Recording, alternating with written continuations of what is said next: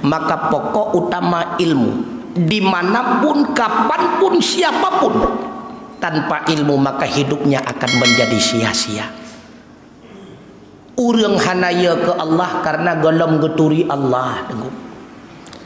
Urang hanaya ke azab kubur karena hana getaah azab kubur.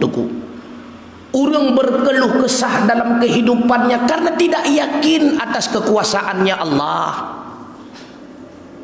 Orang terlalu sombong, angkuh karena tidak mengenal siapa dirinya.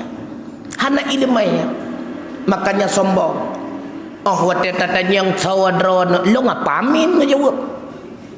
Drawan tahu, anu apa mae ngejawab. Hai drawan tahu, hana kada tahu. Nyam ya tatanya yang mendung tam tirawan dan tahu tak. Siapa Anda? Kenapa kita bisa sombong? Kenapa kita bisa angkuh dan sebagainya? Karena kita tidak mengenal diri kita. Ketika kita mengenal diri kita, siapa kita? Rupanya kita adalah calon bangke. Apa hebatnya kita?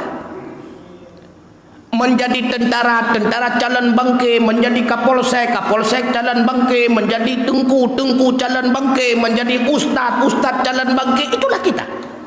Berawal daripada tetesan air yang hina, akan kembali kita kepada sesuatu yang hina. Putra ada sombong drop.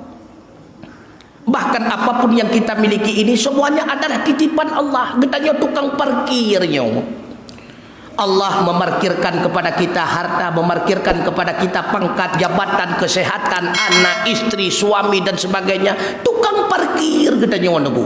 Dumna hayu tukang parkir nunggu. Cuma hana tasuk baju kuning sagai. Nyan sagai. Pada hakikatnya semua kita ini adalah tukang parkir.